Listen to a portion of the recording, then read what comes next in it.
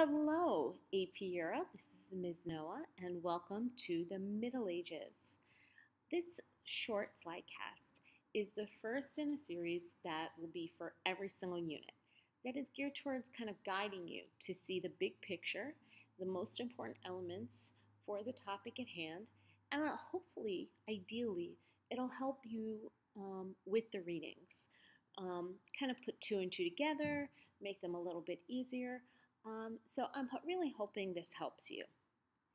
Before we get started, I just want to go over one thing that I really want you to think of for every single topic, and that is SPRITE, which, for the record, I never really liked, but that's just me. The acronym works great.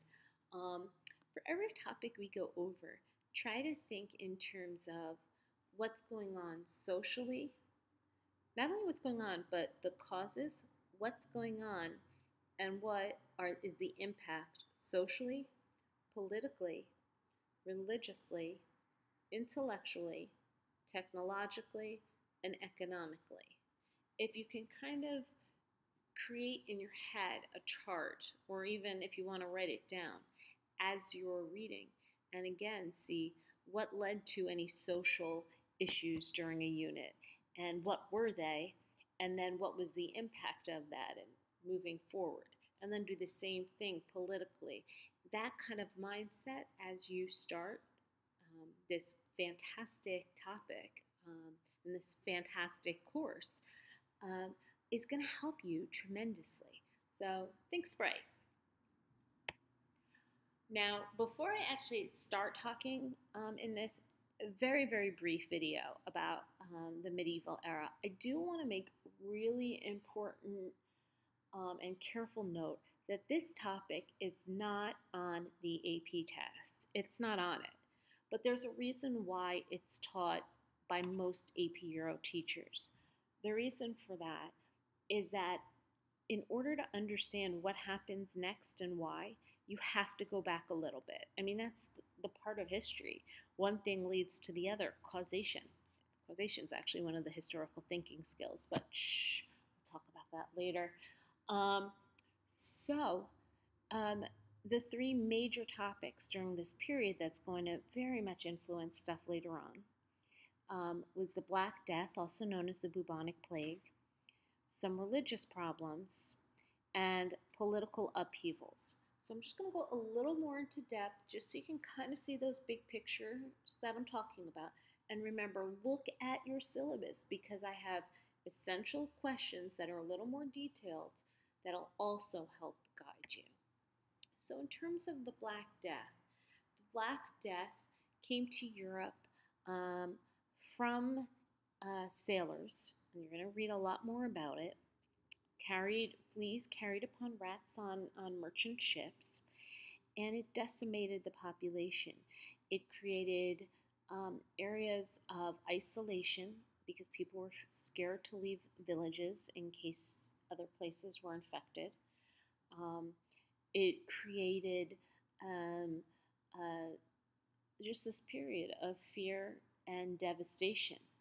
However, again, looking ahead, what it actually did by it sounds terrible, but by killing off such a large part of the population, it actually helped the economy as more jobs became available.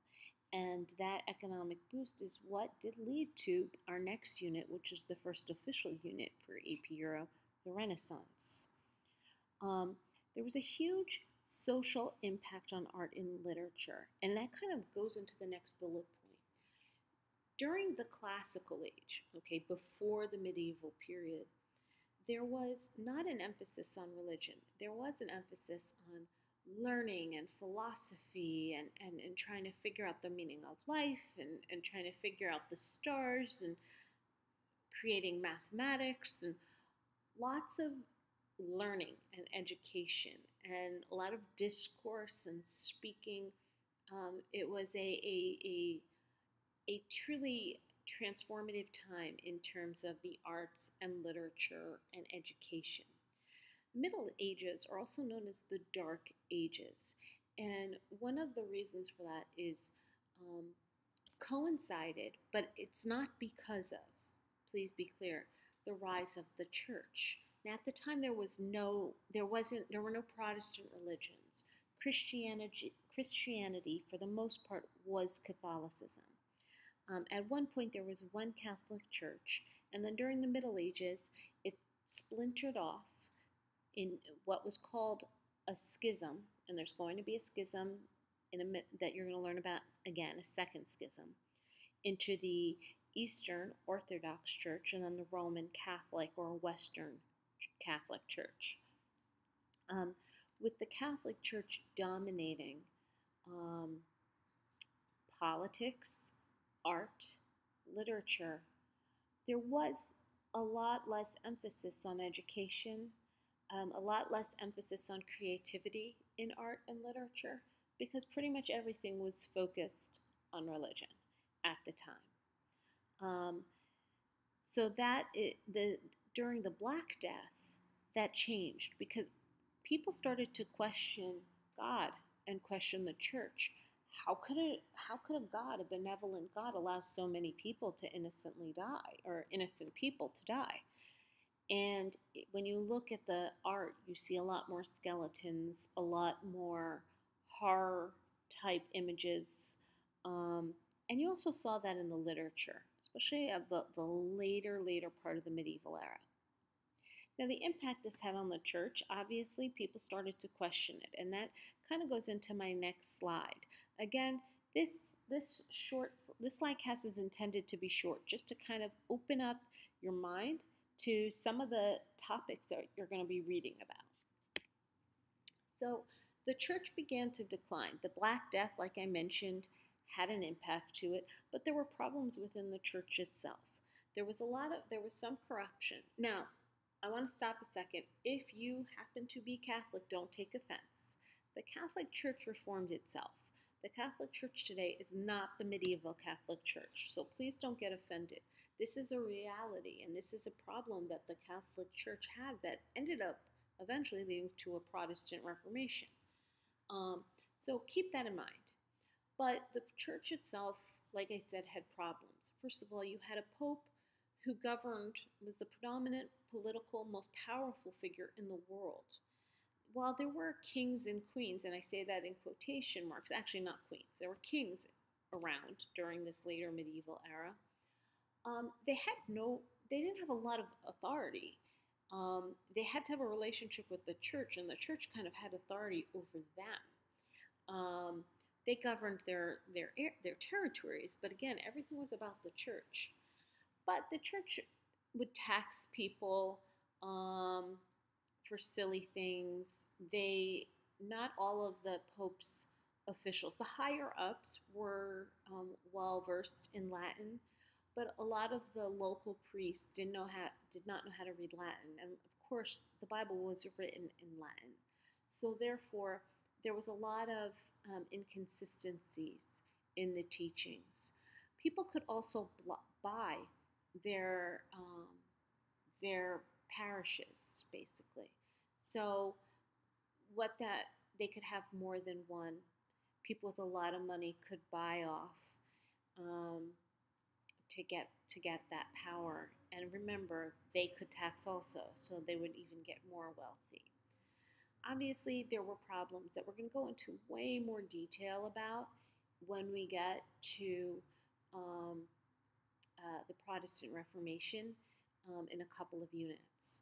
Now, I mentioned a minute ago about that early schism that divided the Catholic Church with the Eastern Orthodox Church.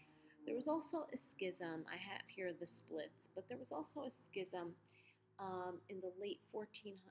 It actually began in the late 1300s, ended by the late 1400s. And that was also known as the schism, usually called the Great Schism. And you're going to read about it, but essentially, in a nutshell, is for a short time, there was the papacy, instead of being in Rome, was located in Avignon, France. And then it got reestablished in Rome with two different popes. Now, Avignon, France is kind of in the southwestern part of France. Rome is in the center part of Italy, the Italian peninsula. There was no Italy. there's not that far apart to have two different popes. Um, the Catholic Church tried to fix it, and they established another pope, um, hoping that the other two would just say, "Oh, okay, the papacy is now going to be elsewhere." But in reality, so at one point there were actually three popes for a short time, and again, you already have problems with not everyone being able to read the Bible, local priests, and inconsistencies there.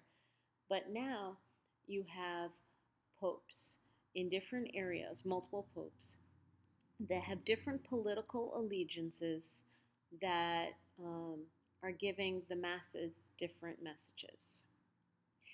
With the decline or the with all of this, people really started to question it, the Catholic Church. Throughout all of Europe, people were questioning it. There were a few places that maybe didn't question as much. For example, the Spanish Peninsula, but for the most part, people began to question it, and a lot of the political leaders, the kings, started to take advantage of that to gain power. And that brings us to the third of the big idea for the medieval era, and that was that early monarchs. Now there were monarchs before, but early modern, or people call them new monarchs, began to rise, and they consolidated their kingdoms.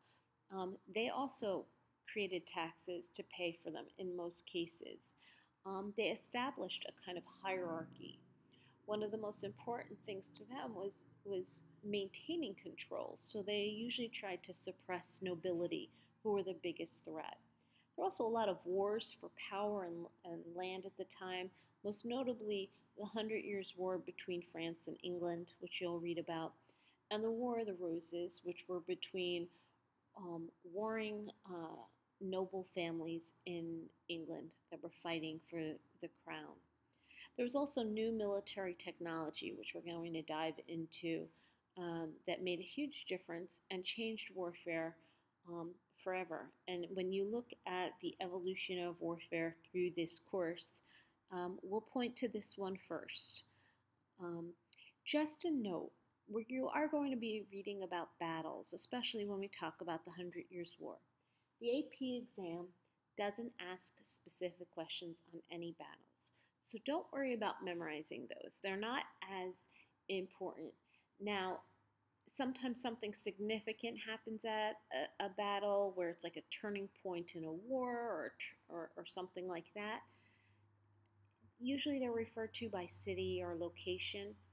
Those aren't bad to know.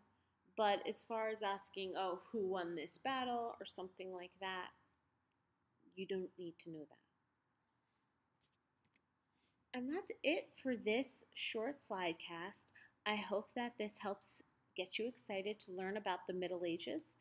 And please go to Schoology and move on to your next assignment.